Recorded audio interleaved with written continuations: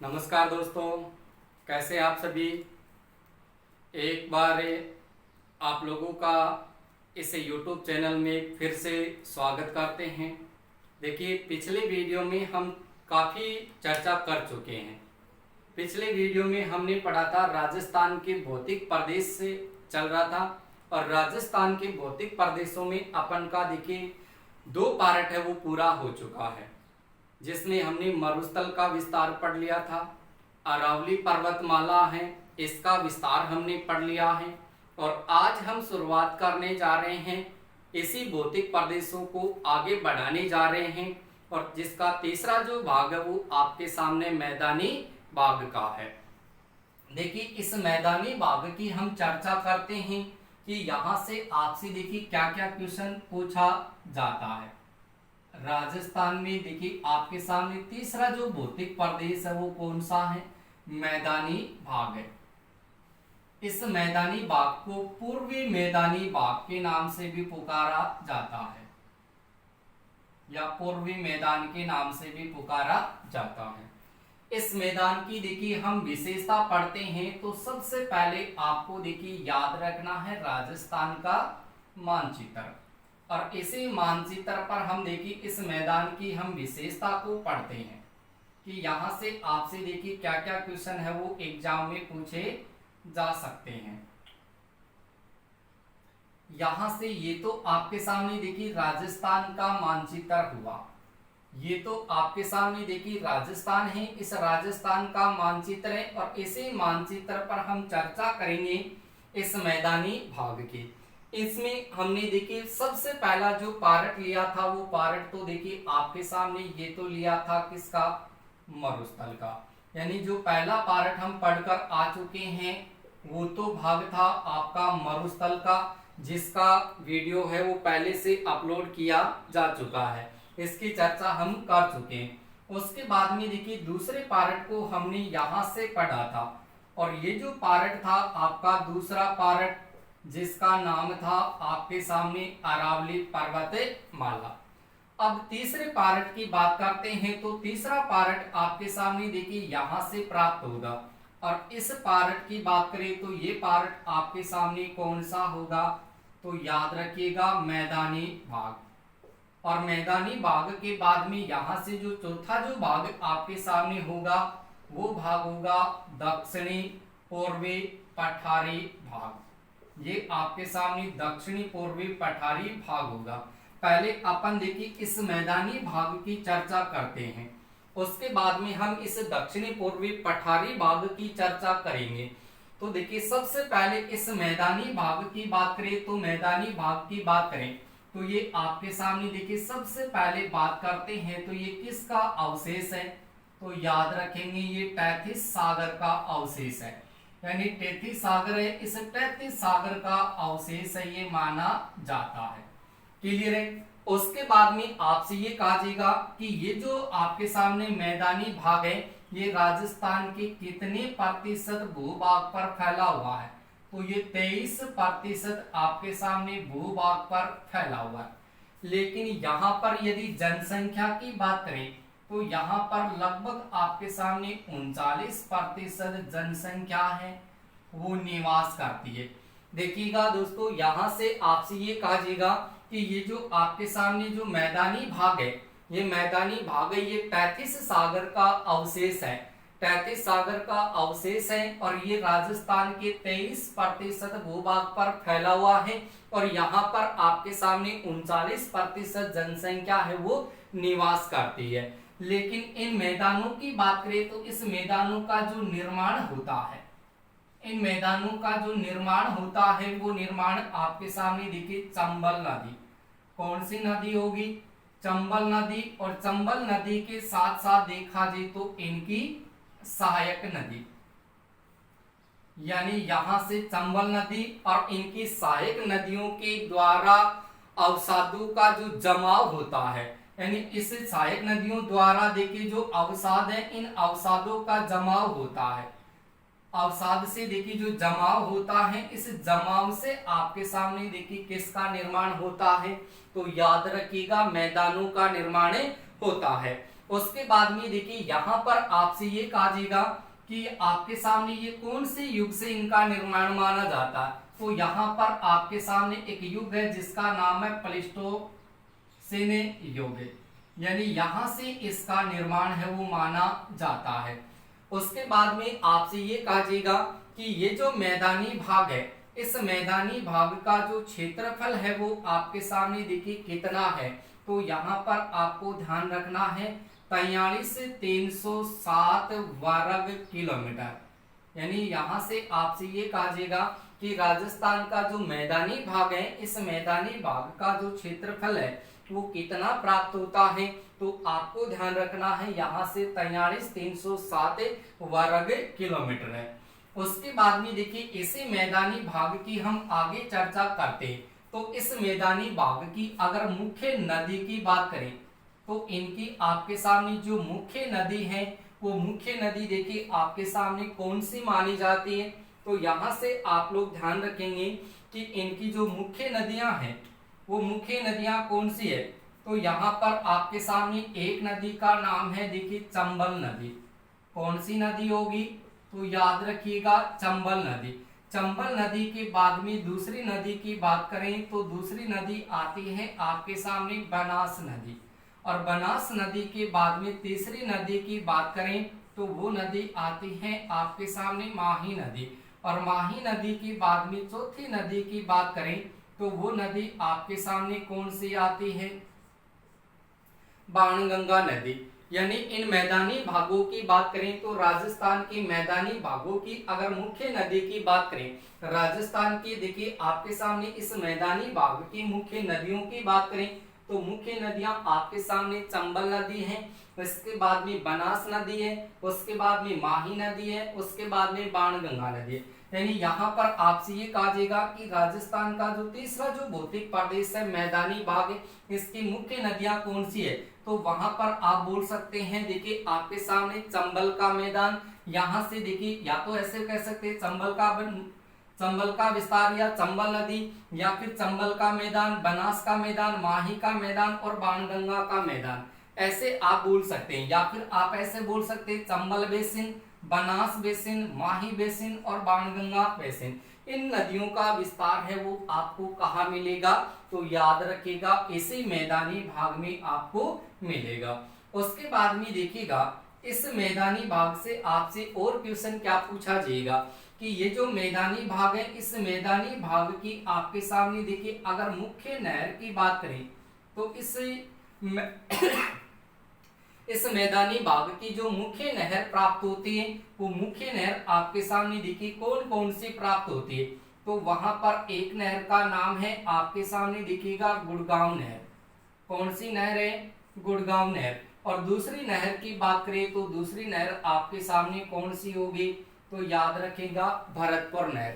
यानी यहां से आपसे ये कहा जाएगा कि राजस्थान का जो मैदानी भाग है, इस मैदानी भाग की जो मुख्य नहर है वो मुख्य नहर कौन सी है। तो आपको दो नहर बतानी है, एक गुड़गांव नहर है और दूसरी आपके सामने भरतपुर नहर है। उसके बाद में देखिए यहाँ पर इसी मैदानी भाग की बात करें, इस मैदानी भाग की बात करें तो यहाँ से एक क्वेश्चन ये भी पूछा जा सकता है कि इस मैदानी भागों में सबसे ज्यादा जो सिंचाई होती है वो सिंचाई आपके सामने देखिए किसके द्वारा होती है। तो याद रखेंगे एक तो कुओं के द्वारा होती है और उसके बाद में आपके सामने नलकूपों के द्वारा होती है। यानी यहाँ पर आपसे ये कहा जाएगा कि राजस्थान के मैदानी भागों में सबसे ज्यादा अगर सिंचाई की बात करें, सबसे ज्यादा यदि सिंचाई की बात करें तो सबसे ज्यादा सिंचाई है वो किसके द्वारा होती है, तो कुओं के द्वारा और नलकूपों के द्वारा यहाँ पर सबसे ज्यादा सिंचाई होती है। लेकिन अगर इसकी मुख्य नहर की बात करें इस मैदान की, तो मुख्य नहर आपको बतानी है गुड़गांव नहर और उसके बाद में भरतपुर नहर। लेकिन इस मैदानी भाग की अगर मुख्य नदी की बात करें तो मुख्य नदी में आपके सामने चंबल है, बनास है, माही है और बाणगंगा है। क्लियर है। और इसी मैदानी भाग की बात करें तो इस मैदानी भाग में आपके सामने सर्वाधिक उद्योगों का विस्तार होता है। यानी सबसे ज्यादा अगर उद्योग धंधों की बात करें तो सबसे ज्यादा उद्योग है वो आपके सामने कौन से क्षेत्र में प्राप्त होंगे, तो याद रखिएगा आपके सामने मैदानी भाग में होगा। उसके बाद में देखिए यहां से आगे चलते हैं, यहां से आप इसका ऐसा का ऐसा स्क्रीनशॉट है वो भी ले सकते हैं। क्लियर है, यहां से आप स्क्रीनशॉट लेंगे और उसके बाद में देखिए हम आगे इसी मैदान की बाद में चर्चा करते हैं, तो आप पहले स्क्रीनशॉट इसका ले सकते हैं। देखिए यहां पर आपके सामने देखिए इस मैदानी भाग की बात करें, आगे इनकी चर्चा करें, तो इस मैदानी भाग की बात करें तो इसका जो उच्च भूभाग है, इस मैदानी भाग का जो उच्च भूभाग है, इस उच्च भूभाग की बात करें तो वो उच्च भूभाग आपको देखिए कैसा मिलेगा, तो याद रखेंगे टेलेनुमा। यानी यहां से आप ध्यान रखेंगे कि राजस्थान का जो मैदानी भाग है, इस मैदानी भाग के जो उच्च भूभाग है वो उच्च भूभाग कैसे हैं, तो याद रखेंगे टेलेनुमा। और टेलेनुमा होने के कारण, यानी टेलेनुमा होने के कारण देखिए आपके सामने इसको कहा जाता है, आपके सामने पिडमांड का मैदान। क्या कहा जाता है, तो याद रखेंगे इसको पिडमांड का मैदान कहा जाता है। यानी मैदानी भाग है, इस मैदानी भाग के उच्च भूभाग की बात करें तो उच्च भूभाग है वो आपके सामने टेलेनुमा, और टेलेनुमा होने के कारण इस मैदानी भाग को क्या कहा जाता है, पिडमांड का मैदान कहा जाता है। यदि आपसे ये कहा जाए कि ये जो पिडमांड का मैदान है, आपसे ये कहा जाएगा कि ये जो पिडमांड का मैदान है इसका विस्तार देखिएगा कहां पर है। देखिए पिडमांड का मैदान, अगर विश्व के संदर्भ में इस पिडमांड के मैदान की बात करें तो ये आपके सामने कहां पर होगा, तो याद रखिएगा यूएसए में होगा। यानी विश्व में पिडमांड का मैदान है ये यूएसए में, और यूएसए की बात करें तो यूएसए आपके सामने ये उत्तरी अमेरिका जो महाद्वीप है वहां पर स्थित है। लेकिन अगर ये पिडमांड का मैदान आपसे राजस्थान के संदर्भ में पूछे तो राजस्थान में पिडमांड का मैदान है वो राजस्थान में कहां पर है, तो याद रखेगा देवगढ़ में। और देवगढ़ की बात करें तो देवगढ़ आपको कहां मिलेगा, तो याद रखिएगा राजसमंद में। यानी यहां से मैंने एक पॉइंट आप लोगों के लिए रखा है कि ये जो राजस्थान का जो मैदानी भाग है, इस मैदानी भागों के उच्च भूभाग है वो उच्च भूभाग आपके सामने दिखेगा टेलेनुमा। और टेलेनुमा होने के कारण इस मैदानों को क्या कहा जाता है, तो याद रखेंगे पिडमांड का मैदान कहा जाता है। पिडमांड का विस्तार देखा जाए, पिडमांड के मैदान का विस्तार देखा जाए तो राजस्थान में कहां पर है, तो याद रखिएगा देवगढ़ है, राजसमंद में वहां पर है। और यदि विश्व के संदर्भ में पूछा जाए कि ये पिडमांड का मैदान कहां पर है, तो आपको ध्यान रखना है कि उत्तरी अमेरिका जो महाद्वीप है, इस महाद्वीप में आपके सामने देश है यूएसए, वहां पर स्थित है। क्लियर हुई इतनी बात। उसके बाद में देखिएगा आगे चर्चा करते हैं इसी मैदानी भाग की। तो यहाँ पर मैंने देखिए आपके सामने एक क्षेत्र रखा, यहाँ पर देवगढ़। ये देवगढ़ कहाँ पर है, तो आपने यहाँ पर पढ़ लिया कि ये राजसमंद में। लेकिन मान लीजिए कि आपके सामने ऐसा क्वेश्चन आ जाए कि देवगढ़ कहाँ स्थित है, देवगढ़ स्थित है, ऐसा आपके सामने यदि क्वेश्चन आ जाए और वहां पर आपको ऑप्शन में क्या देगा, ऑप्शन में वहां पर आपको देगा राजसमंद, बी ऑप्शन में देगा आपको प्रतापगढ़, सी ऑप्शन में देगा आपको दोनों, और डी ऑप्शन में देगा आपको इनमें से कोई नहीं, इनमें से कोई नहीं। तो आपका राइट आंसर क्या होगा, इसका राइट आंसर क्या होगा, तो कई स्टूडेंट ऐसे हैं जो इनका आंसर है वो गलत यहाँ पर देंगे। कई कोशिश करेंगे यहाँ से कि राजस्थान का जो मैदानी भाग है, इस मैदानी भाग के उच्च भूभाग है वो टेलेनुमा है, और टेलेनुमा होने के कारण इसको पिडमांड का मैदान कहा जाता है। और पिडमांड का विस्तार है वो देवगढ़ राजसमंद में है। तो यहाँ पर कई स्टूडेंट इसका आंसर क्या करेंगे, ए आंसर करेंगे कि यहाँ पर मैंने भी आपसे बताया कि ये देवगढ़ है, ये राजसमंद में है। तो यहाँ पर यदि आप देवगढ़ यहाँ पर क्वेश्चन का आंसर करोगे तो आपका आंसर क्या होगा, गलत हो जाएगा। तो यहाँ से देखिएगा इसका सही आंसर क्या होगा, तो इसका राइट आंसर होगा सी, यानी देवगढ़ है ये आपका राजसमंद में भी है और आपके सामने प्रतापगढ़ जिले में भी है। तो यहां से देखिए पहले इसकी चर्चा कर लेते हैं। देखिएगा यहां पर मैंने कहा कि एक देवगढ़ है ये राजसमंद में है और दूसरा देवगढ़ है ये प्रतापगढ़ जिले में। ये देवगढ़ जो राजसमंद में ये तो पेडमांड का मैदान है उनके लिए प्रसिद्ध है। और दूसरे देवगढ़ की बात करें तो दूसरा देवगढ़ आपके सामने देखिए कहां पर है, तो याद रखिएगा प्रतापगढ़ जिले में। ये प्रतापगढ़ जिले में जो देवगढ़ है ये आपके सामने देखिए पवन ऊर्जा के लिए प्रसिद्ध है। किसके लिए प्रसिद्ध है? पवन ऊर्जा के लिए प्रसिद्ध है, या फिर कह सकते हैं कि ये पवन चक्की के लिए प्रसिद्ध है। यानी जब राजस्थान की बात करें तो राजस्थान में देखिए अगर पहली पवन ऊर्जा की बात करें, यानी पहली पवन ऊर्जा की बात करें तो पहली पवन ऊर्जा आपके सामने कहां लगी थी, तो याद रखेंगे अमरसर में। देखिए अमरसर है आपके सामने जैसलमेर जिले में, वहां पर राजस्थान में पहली पवन ऊर्जा है वो लगाई गई थी, पहली पवन चक्की है वो लगाई गई थी। उसके बाद में देखिए जो सेकंड पवन ऊर्जा या पवन चक्की है वो कहां पर लगाई गई थी, तो इसी देवगढ़ जो प्रतापगढ़ जिले का भाग है वहां पर लगाई गई थी। और तीसरी अगर पवन ऊर्जा की बात करें, तीसरी यदि पवन चक्की की बात करें तो वो पवन चक्की आपके सामने कहां लगाई गई थी, तो वहां पर आप लोग ध्यान रखेंगे कि यहाँ पर राजस्थान में एक क्षेत्र है जिसका नाम है बीडली। ये बीडली जो आपके सामने फलोदी का भाग है, और फलोदी आपके सामने कहां पर है, तो याद रखेंगे जोधपुर में। यानी राजस्थान की जो पहली पवन चक्की है, पहली जो पवन ऊर्जा है वो तो अमरसर जैसलमेर में लगाई गई थी, और दूसरी पवन चक्की आपके सामने देवगढ़ प्रतापगढ़ में लगाई गई। और तीसरी पवन चक्की की बात करें तो तीसरी आपके सामने बीडली फलोदी जोधपुर है वहां पर लगाई गई। इसलिए मैंने आप लोगों से ये बात कही है कि यहाँ पर जो पीडमांड का मैदान है इसका विस्तार देखिए देवगढ़ राजसमंद में, और दूसरे देवगढ़ की बात करें तो वो आपको प्रतापगढ़ जिले में मिलेगा जहां पर ये पवन ऊर्जा के लिए प्रसिद्ध है। इतनी बात मेरे हिसाब से आप लोगों को समझ में आ चुकी होगी।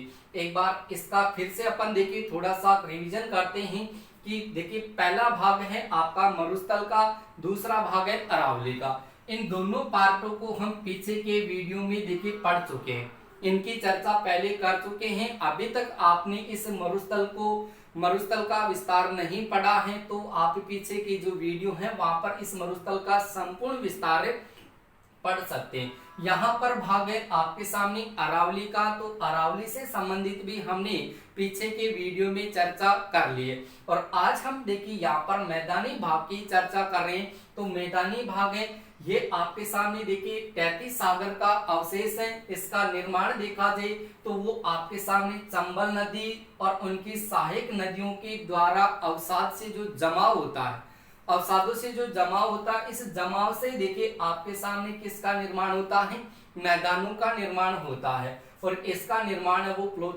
प्लीस्टोसिन काल है, वहां से इनका निर्माण है वो माना जाता है। उसके बाद में ये राजस्थान के 23% भूभाग पर फैला हुआ है।